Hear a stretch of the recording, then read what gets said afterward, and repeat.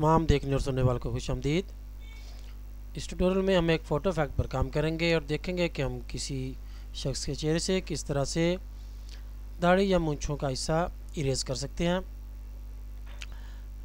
इसका जो तरीक़ाकार है मूंछें या दाढ़ी इरेज करने का, वो हम इस ट्यूटोरियल में वो देखेंगे जो कि हम जो आसान भी हो और जिससे हम कुछ रिज़ल्ट भी बेहतर तौर पर हासिल कर सकें। इसके लिए हम वो इमेज ओपन करेंगे जिस पर हमें काम करना है। ये एक इमेज इंटरनेट से डाउनलोड किया गया है। डबल क्लिक किया, ये इसका एक्चुअल पिक्सल साइज़, इस लेयर पैलेट को ओपन किया और इसकी हम करते हैं कॉपी लेयर की, लेयर डुप्लीकेट लेयर, और इसको हमने ओके किया ताकि हमारा जो ओरिजिनल इमेज है वो उसका बैकअप रहे। इसमें हमें ओरिजिनल लेयर पर जो हमारा मेन इमेज होता है उसी पर काम करना होता है, लिहाजा हम बैकअप के तौर पर ओरिजिनल लेयर की कॉपी रखते हैं ताकि अगर ये हमारा काम सही ना हो तो हम दोबारा से नए सिरे से कॉपी करके उस पर काम शुरू कर सकें। नीचे वाले लेयर को ऑफ कर देते हैं, उसकी कॉपी को सिलेक्ट किया और इसमें हमें क्या करना है कि जी ये हमारे पास है patch tool, healing brush tool और पैच टूल। इसमें हम क्या करते हैं कि इसको जूम इन कर लेते हैं और जूम आउट किया, आल्ट जूम टूल क्लिक, और इसमें हमने ये करना है कि पैच टूल को सिलेक्ट किया और इसके जो हम पैचेस हैं जो हमने कॉपी करने हैं उसको हम पहले सेलेक्ट करेंगे। छोड़ा तो वो खुद ही क्लोज हो गया और ये हमने उसको एरिया देना है जहाँ से वो पिक्सल कॉपी करे। ये वहाँ से पिक्सल उसने कॉपी की और साथ उनको इसके साथ मिक्स भी कर दिया। यानी कि स्टेम टूल में हमें ये मसला होता था कि हम जो काम करते थे वो सेम वहाँ से कॉपी करके यहाँ पर पेस्ट हो जाता था, लेकिन इससे वो कलर जो है उसका वहाँ के एरिया का और यहाँ के एरिया का वो मिक्स करके लाइट का अफेक्ट उस पर, तो फिर हमें वो नए शेड्स हमारे सामने ले आता है ये टूल। लिहाजा ये यहाँ पर हम यही यूज़ करेंगे।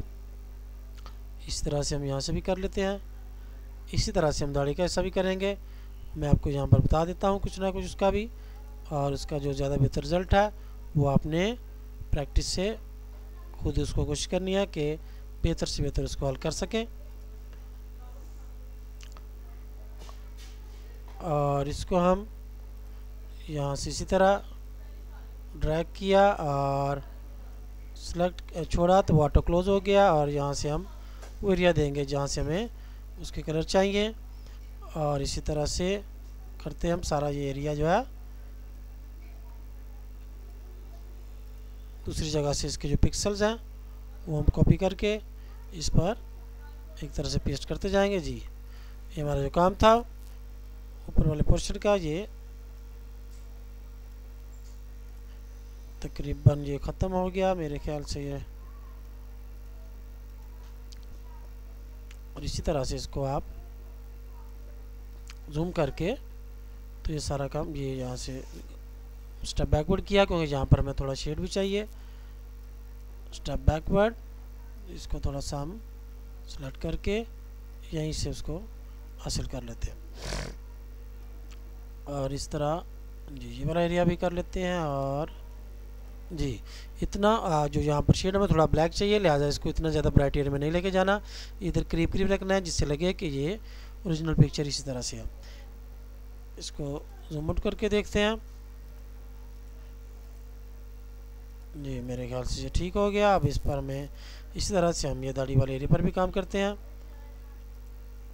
और इसको हम इसी तरह से उसके पैच बना लेते हैं और उनको जब बाहर ला के क्लिक अपना रिलीज़ करते हैं तो ऑटोमेटिक वहाँ से सिलेक्शन जो है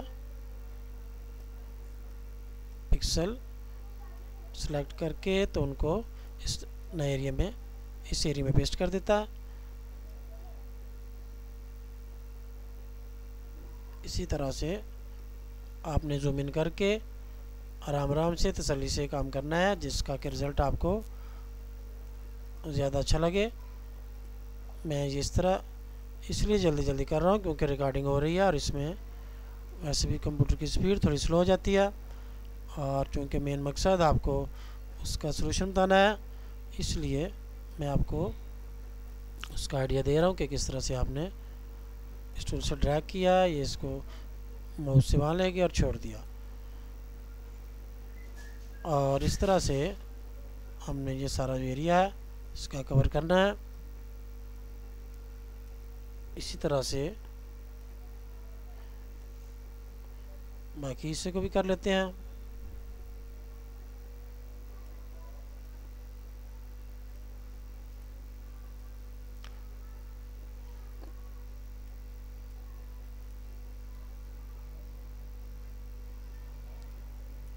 जी ये भी हो गया। और अब इस तरफ से इसको क्लिक किया, ख़त्म किया, वो सिलेक्शन गलत हो गई थी, इसको आपने इस तरह से सेलेक्ट करना है कि ये गर्दन वाले पोर्शन में ना जाए। और इसी तरह से अब हम इधर से शुरू कर लेते हैं।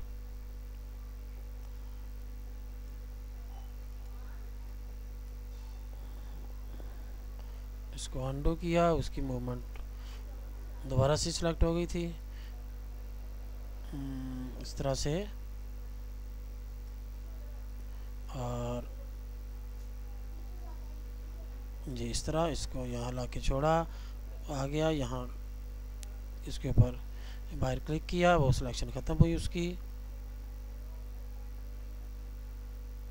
जी इस तरह से, और ये हमारा काम तकरीबन हो गया मुकम्मल। जी इसी तरह से हम ये जो पैचेस हैं छोटे छोटे, ये डॉट्स रह गए हैं, इनको भी हम इसी तरह से रिमूव कर लेते हैं।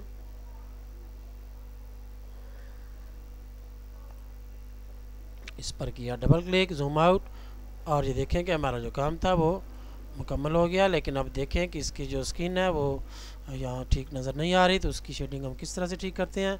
इसी में मौजूद लेफ़्ट क्लिक प्रेस रखें तो हीलिंग ब्रश टूल, उसको सेलेक्ट किया, और अब हमने क्या करना है कि इसको हम लेफ़्ट क्लिक से हम स्टैम्प टूल की तरह कोई एरिया सेलेक्ट करेंगे जहाँ से हमें मज़ीद इसके ऊपर पिक्सल्स का इफेक्ट लाना है, वो लाइट वहाँ से लानी है।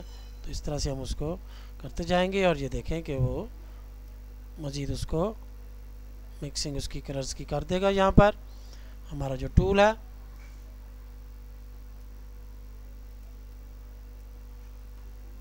और इसी तरह से नीचे वाले पोर्शन में भी हम इसी तरह से उसको लेकर आएंगे, ताकि वो जो हमारे निशानात नज़र आ रहे हैं, ये गलत हुआ, इसको एडिट स्टेप बैकवर्ड,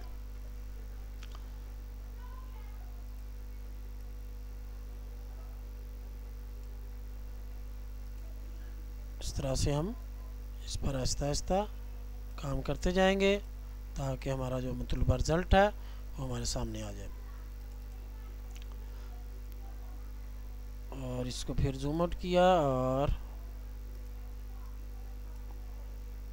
देख लें कि जहाँ पर काम करना बाकी हो वहाँ पर काम करते जाएं, बाकी एरिया को छोड़ दें। जी मेरे ख्याल से हमारा रिज़ल्ट काफ़ी बेहतर हमने हासिल कर लिया है। और अपनी ज़रूरत के मुताबिक आपने इस पर काम करना है, और ताकि बेहतर से बेहतर रिज़ल्ट हासिल हो। इसका जो तरीक़ाकार था मेन मैंने आपको बता दिया है। इसकी फरमाइशें भी मुझे चंद लोगों ने की थी, और मैंने उनसे कहा था कि मैं इस नेक्स्ट सीडी में इसका ट्यूटोरियल बना रहा हूँ, और इसलिए ये आज मैंने इसको तैयार किया। और ये जो सीडी नंबर 2 है मेरी तरफ से, इसमें आपको ये मिल जाएगा इंशाल्लाह ताला जब ये रिलीज़ होगी। और इस तरह से हमारा ये काम ख़त्म हुआ। मज़ीद इस किस्म के जो फ़ोटो के मैनिपुलेटिंग भी कहलाती है, फ़ोटो टचिंग तो नहीं, ये मैनिपुलेटिंग होगी, जिसमें हम तस्वीर को इस तरह से चेंज करते हैं कि वो असल से उसका जो थीम है वो चेंज हो जाता है। और इसी तरह हम जब चेहरे पर किसी पर मूंछें दाढ़ी ऐड करनी है, उसके भी एक से ज़्यादा तरीके हैं, वो भी हम आइंदा किसी सीडी में उनको भी डिस्कस करेंगे। फिर मिलते हैं। उम्मीद है कि ये छोटा सा मगर इम्पोर्टेंट टूल और इसका इस्तेमाल आपको इस ट्यूटोरियल में उसको समझ भी आ गया होगा, और आपने उसको ये आपका मकसद भी हल हो गया होगा कि किस तरह से हम किसी चेहरे से दाढ़ी या मूंछों के बाल इस तरह से इरेज कर सकते हैं कि उस पर बाकी स्किन का जो शेड है, उसके पिक्सल्स हैं, उस तरह से उसके अंदर मिक्स हों कि वो देखने में बिल्कुल ओरिजिनल लगे, ये ना लगे कि हमने उसके साथ कुछ काम किया। इसको आप प्रैक्टिस से मज़ीद बेहतर कर सकते हैं और बेहतर से बेहतर रिज़ल्ट हासिल कर सकते हैं। उम्मीद है कि ये ट्यूटोरियल आपको पसंद आएगा और आप इस पर मज़ीद काम करके इसको मज़ीद बेहतर रिज़ल्ट हासिल करने की कोशिश करेंगे। फिर मिलते हैं।